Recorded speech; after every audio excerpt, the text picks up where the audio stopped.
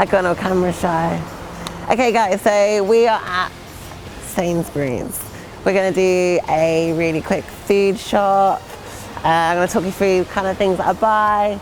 And then we're gonna go for coffee, have a chat and explain to you what I'm doing this year with my preps and my bodybuilding, etc, etc.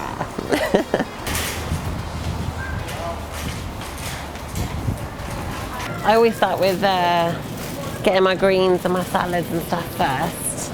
Bagged broccoli, because I'm really lazy when it comes to broccoli. I hate chopping broccoli up. Like, I hate it. The last time I did a Redcon video, I said that I was prepping for Portugal, which we've now changed, which I'll explain later in the video. But yeah, so we're not prepping anymore, but I'm still going to keep things clean. I'm still keeping in loads of veg. I'm not having any junk food just yet. So yeah, I normally get loads of salads. One thing I love when I'm not prepping is having lots of extra fruit. So in my off season, I always have lots of extra fruit. Prep, it's extra carbs, extra sugars, so they right down to the end, they get really minimal. But yeah, off season, straight away, the first thing I always want as well, when I come off stage from competing, I always want to have fresh fruit salads. Loads of water and fresh fruit salads. This is what I would normally get. What's this, 500 grams? 750 grams is what I'd normally get. That's like single life Friday night. We're gonna get a big bodybuilder size packet. Debating whether to get a steak. I just love red meat. Once upon a time, and not a lot of people know this, I was vegetarian. For 12 years I was vegetarian. I don't know how I did it. Now I eat steak and chicken and all the rest of it. I honestly don't know how I did it. When I buy beef mince, I always get the 5% fat. And in off season, when I'm not dieting, you can get away with the 10%, but I actually quite like the 5%. I'd rather get my fats from other things. And then with steaks, I just go for a rump or a sirloin, something that I know is lean. Same when I eat out at restaurants as well. But I don't really buy things like beef burgers and sausages. I never really look at the fat content in those. Although if I was going to, I probably would. Maybe not in my off season. So I have about 7 meals. When I'm prepping, I have 7 meals a day. In my off season, I can have up to 8 or 9. And I'd say a good 4 of those are chicken. I do quite like whitefish in my off season and when I'm prepping, because it easily digests. It sits nicely in my stomach. I really like turkey mince when I'm dieting and in my off season. So when I'm dieting close to a show, I'll get the 2% fat turkey mince, which is kind of dry. So we're gonna go juicy because it's off season. And we're gonna have the 5%, I think. But I'm looking at these turkey burgers, which are actually really decent. There's nothing in them. If you check the packet, it's literally just turkey, sea salt and black pepper, which, oh no, I'm wrong. They do have other things in them. I was really happy then. I don't like to eat food and buy food that has too many ingredients in them. So if there's like 10 plus ingredients in them, like some of them I don't even know what those ingredients are. So I like just to buy chicken and just to buy beef, and then if I want to add ingredients like herbs and stuff myself and salt myself, I will do it myself. So I've just been asked if I have the microwave rice, you know, the flavoured microwave rice. I used to. In the last maybe 6 to 12 months, I've really changed my eating habits and the sources of food I get carbs and protein and fats from. So I would quite happily just get the flavoured packets of rice, and I would just get any oats, and I wasn't really too fussed. But now, last year I had a lot of problems with my stomach, so now I go for things like gluten-free oats. I'm not gluten intolerant, as far as I know, but it definitely does help. And I just do everything I can to try and make my digestion as best as possible. So I avoid any extra, you know, like additives and sugars and things in foods that I just don't need really. I've been introduced to Liam Perrin's on rice cakes, which is the best. Stuff your soy sauce, Luke. I also have now, I'm not dieting, 70% less fat salad cream. And the go-to I always have, without a doubt, is French cheese mustard. I've had this through every prep and every off-season since like a good 4 years, maybe 5 years. I absolutely love it, and I have tons of it. I go through tons of it. So that is the only kind of additive, naughty, weird, horrible thing I have during the week. The one thing I always used to do before I was really prepping and bodybuilding, I'd always cook with just normal oils. And in off seasons I would actually cook with like a coconut oil, but to save on calories, if you're dieting or just trying to lean up, get the spray oil, because it's literally, I think it's a calorie per spray or something ridiculous. So there's barely anything in it, it spreads nicely, and you're not having excess calories or oils on your food. I eat a lot of rice cakes. I have a bit of a rice cake addiction.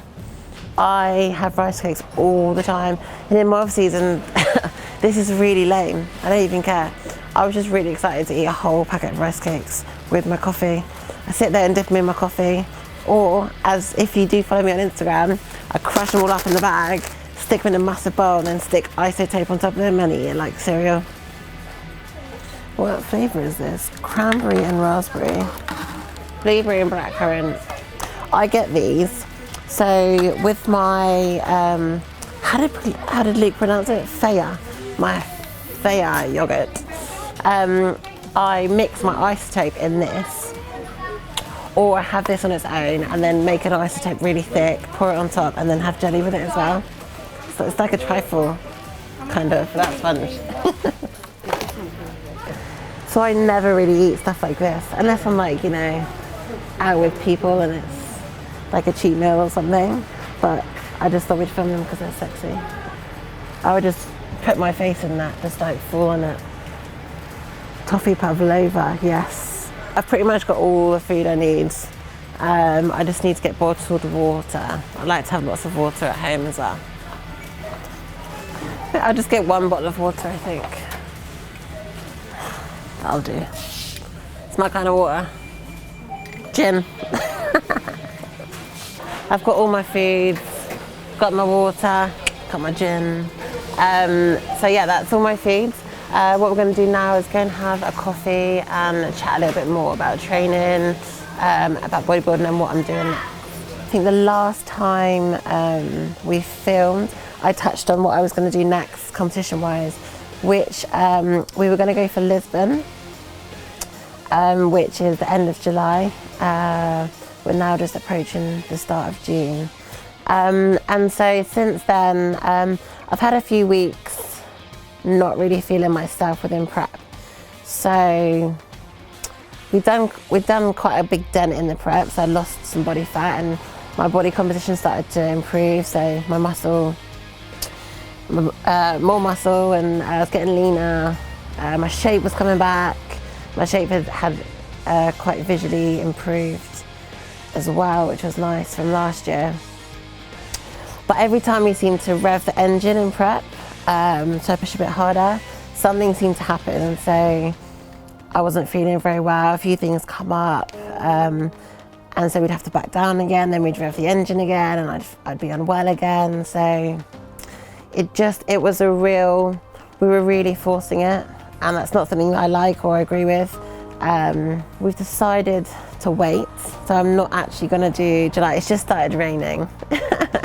We're going to wait and see what happens. So we're going to, now I'm in a nice position, I've lost a bit of body fat, we're going to maintain this and then keep pushing towards muscle growth, keep improving my weak areas and my shape, and then re-look at the schedule when my body feels a bit healthier, I feel healthier, and I'm in a better place mentally to take on a prep. Because I believe if I push again for another 8 weeks, I'm just going to make myself unwell.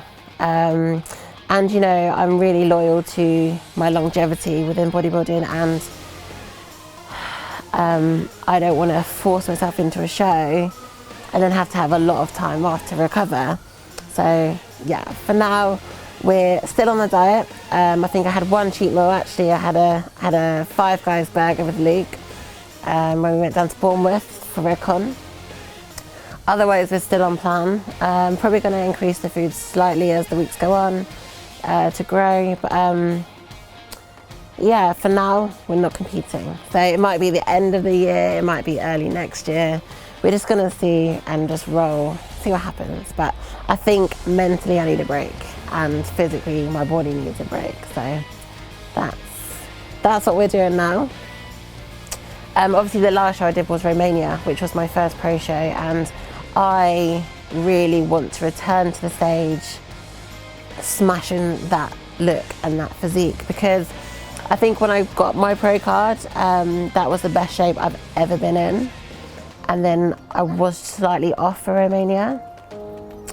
And so the next time I come on stage, I want to be, you know, miles above what I was. And I think a little bit more time will definitely give me the opportunity to do that, to grow more muscle, bring more shape, bigger lats, bigger shoulders, bigger glutes, bigger legs, smaller waist. And then improve on my condition, because I've never been super dry, super lean.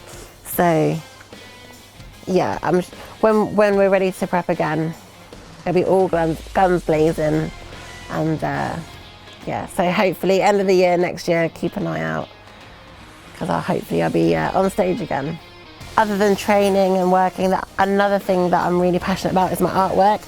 And a lot of you message me and really support my artwork, which I love and really appreciate. So thank you for that. And you always ask me what I'm going to do with it and whether it's up for sale.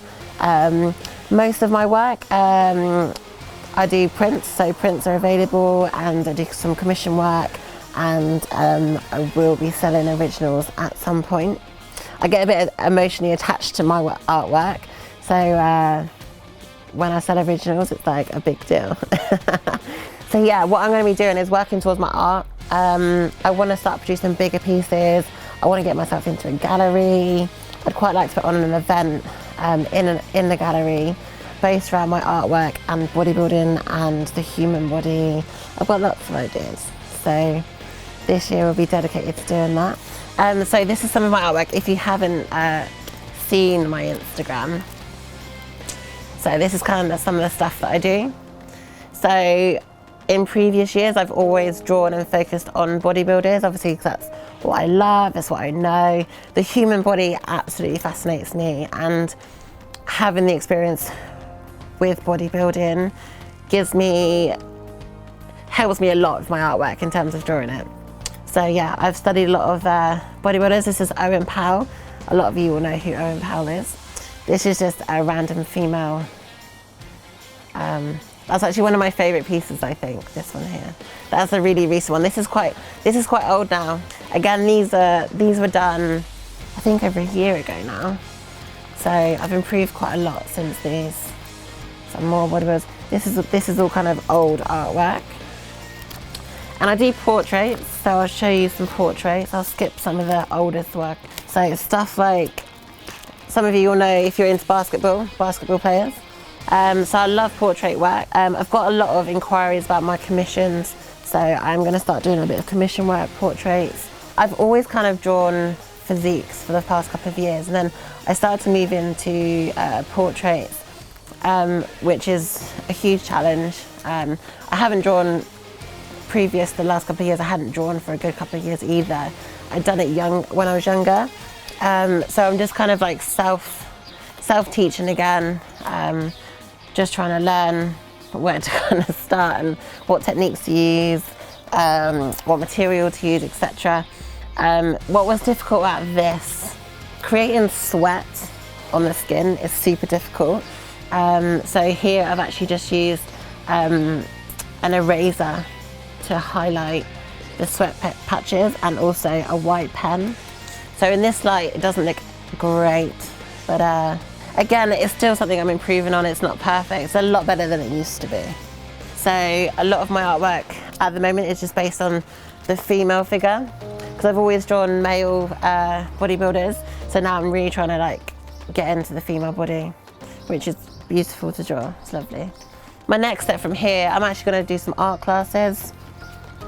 And I'm going to create a space for me to work, because at the moment I don't have a big space for me to do my artwork, and create an art studio, which is kind of cool. If you go onto Instagram, it's art_by_diz, which is DIZZ.